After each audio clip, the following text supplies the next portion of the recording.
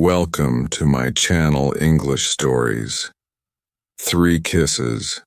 Once upon a time, there was a king and queen. They had a son called Godwin and a daughter called Leah. Godwin was handsome and strong, and Leah was beautiful and kind.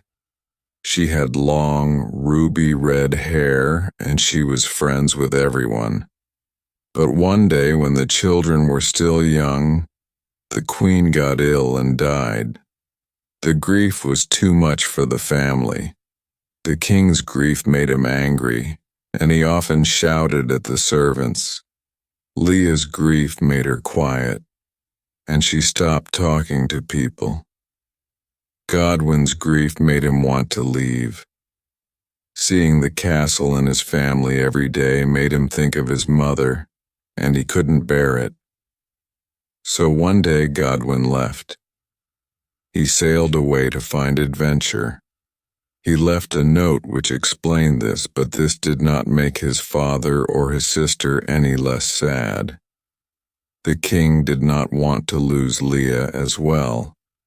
He noticed that every day she stood on her balcony and watched the sea, so he planted a rose garden there. Slowly, hundreds of white roses grew on the balcony, and with them, Leah began to talk again. She talked only to the roses at first, but then she started talking to people too. Still, she seemed to love her roses more than anything else. One day Leah said, "Oh, I wish I could send a rose to my brother." She thought often about Godwin. As she watched the waves, she imagined him in faraway places, fighting dragons and killing witches. She had no idea if this was true. She didn't even know if he was alive.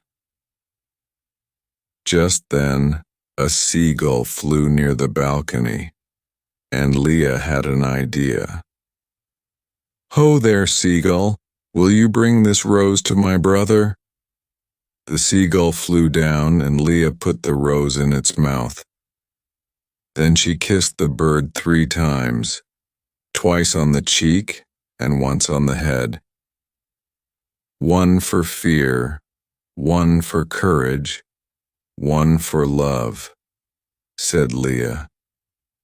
Then the seagull flew away across the sea. For many years, Leah continued to send flowers to her brother, each time giving 3 kisses to the seagull. No reply ever came, and the servants in the castle began to talk. Some said that Godwin had been eaten by a dragon, and others said that he had been killed by a witch. The king told his servants to stop saying such horrible things. But when words fly like seagulls, nothing can bring them down. Leah became quiet again, and the king did not want to see her that way. He thought that she needed a mother's love. So he sent a message to another country. He knew that there was a princess there who had never married. He sent her some of Leah's beautiful roses and asked her to marry him. To his surprise, the princess accepted. She came immediately, and although she was very beautiful, she was also very strange. She talked a lot, but she never talked much about herself. It seemed like she had many secrets. She was quite old for a princess, of course, so the king thought she was probably just very happy to finally have a chance at marriage. They had no reason to wait, so the wedding took place a few days later. Leah watched silently as her father kissed this strange woman. But when she saw that her father was happy, she became happy as well. Still, one thing Leah found very strange. The new queen had brought no servants with her. In fact, She'd brought very few things with her at all. One day, while the king and the queen were riding horses, Leah went into her room. She expected to find beautiful jewelry and clothes. The new queen wore different clothes every day, but all there was the bed and a large glass bottle on a table. Inside the bottle was a liquid that changed colors. Sometimes it was yellow, sometimes red, sometimes green, and sometimes blue. Leah wanted very much to open the bottle and see what it was, but she was a good girl, and she thought the servants would be coming soon. It was a shame she did not open the bottle, because then she would have discovered the new queen's secret. In the bottle lived 4 ghost witches, a yellow witch, a red witch, a green witch, and a blue witch. She had caught these 4 ghost witches in a bottle, and now they were her slaves. Every day she opened the bottle and the 4 ghost witches flew out. They made her new clothes, they covered her with jewelry, and they made her look beautiful. But this was not enough for the queen. While they worked, they had to tell her how beautiful she was. "Your skin is as golden as the sun," said the yellow witch. "Your hair is as red as a ruby," said the red witch. "Your clothes are as green as the deepest forest," said the green witch. "And your eyes are lovelier than a clear blue sky," said the blue witch. "Correct," said the queen, and her slaves kept working. Leah never discovered this, and for several years the king and queen lived happily together while the queen's slaves made her beautiful. Leah was not as sad and quiet as before, but she was not very happy either. Then, one day, a traveling musician came to the castle. He sang songs about faraway places, and in particular he sang about a brave man called Godwin. Leah and the king were amazed. Godwin was alive. The musician told them that none was more courageous than Godwin, that he had killed 50 dragons and 100 witches, that he was loved by men and women, young and old. The only one who was not happy to hear this was the queen. "Enough," she said. "You are a cruel man. Godwin left this castle 10 years ago, and if he was alive he would have returned. He can only be dead. Leave now, or I will make sure you end up dead as well." The musician left, but the queen continued to worry. What if Godwin did come back?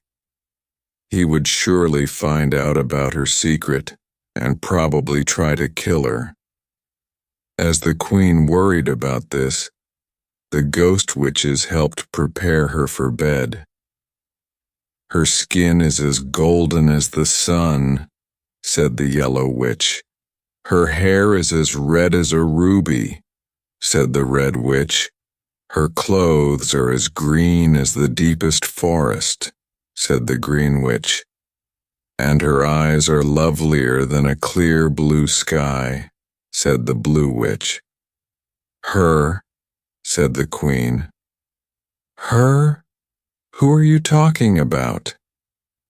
"We speak of the Princess Leah," said the yellow witch. "She is an adult now and so beautiful," said the red witch. "We thought you should know," said the green witch. "Now everyone thinks she is more beautiful than you," said the blue witch.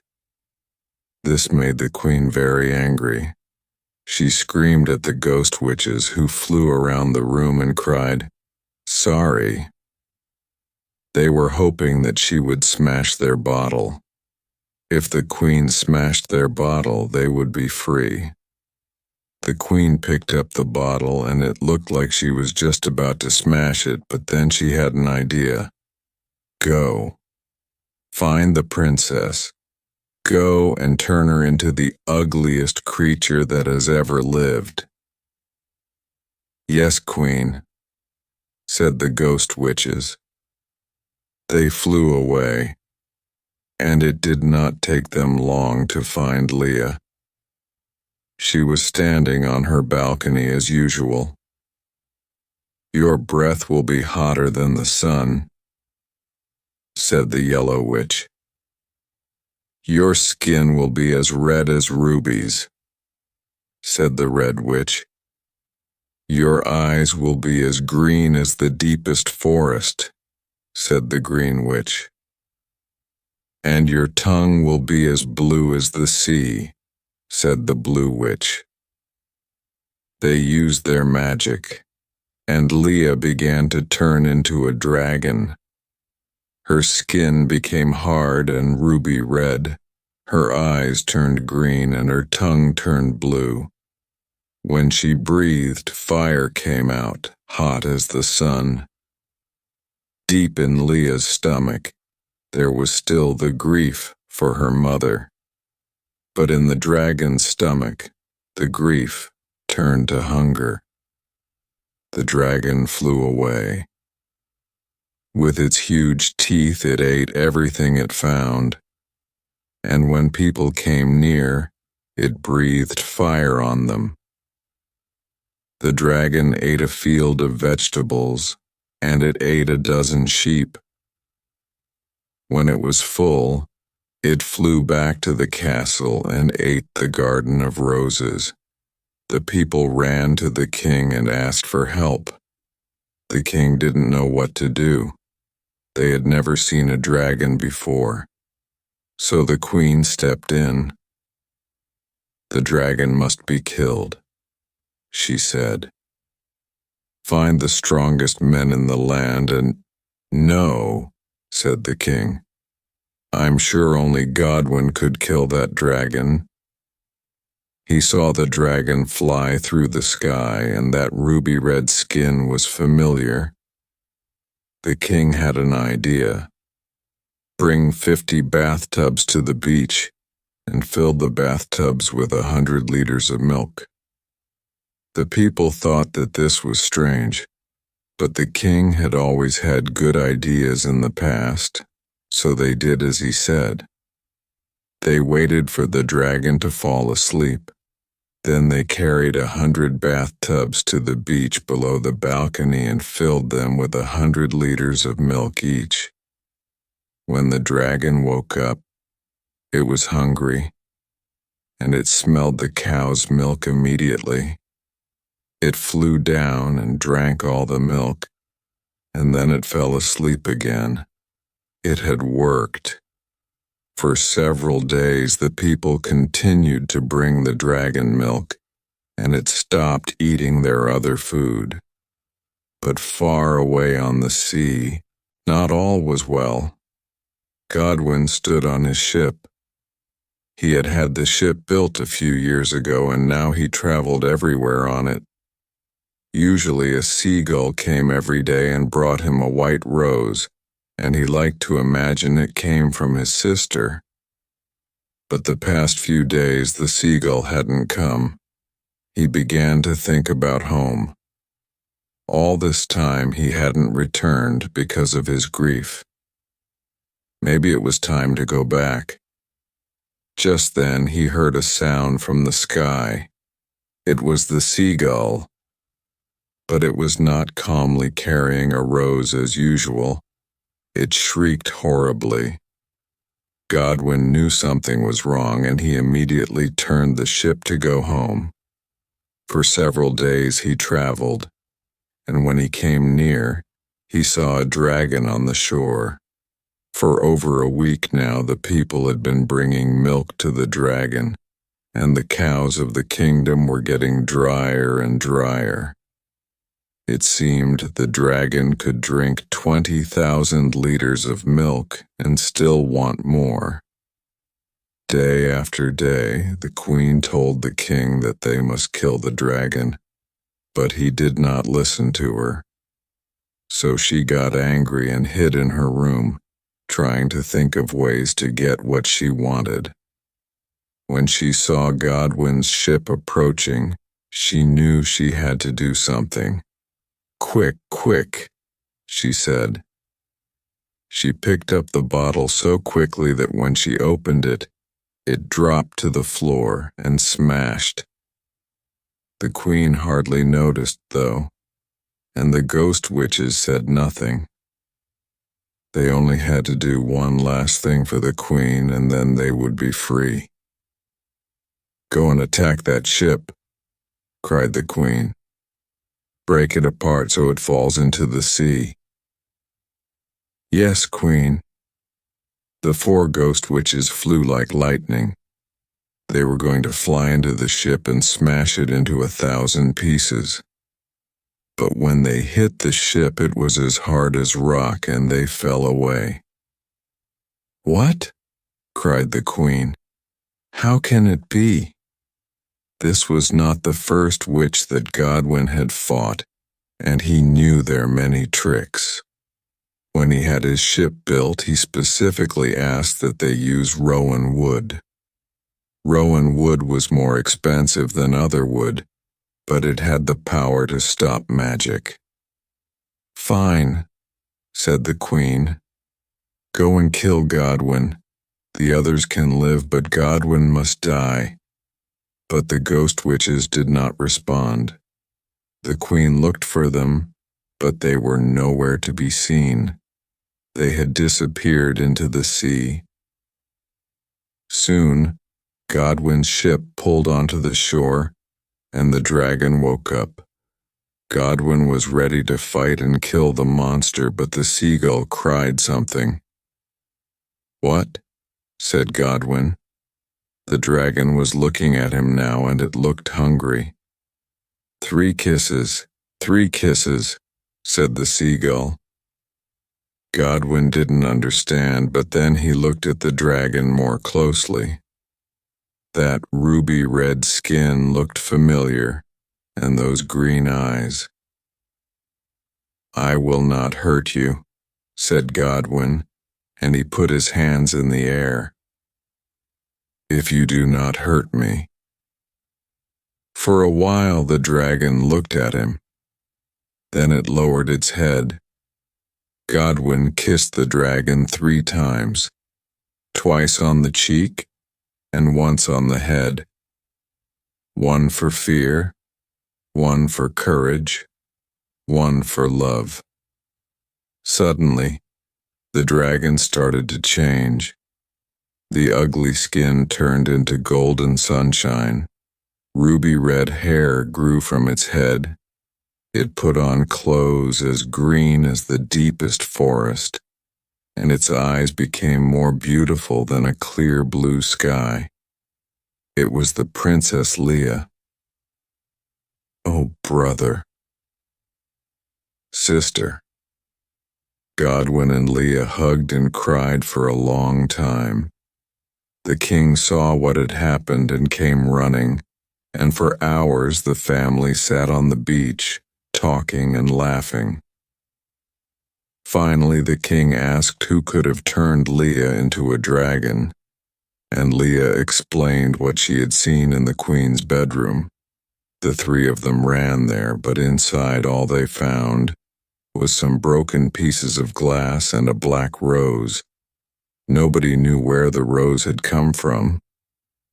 "Oh, what a beautiful rose," said Leia. She went to take it, but just then the seagull flew through the window and ate the rose. Leia was so surprised that all she could say was, "Oh." After that day, the queen never came back, and the ghost witches were never seen again.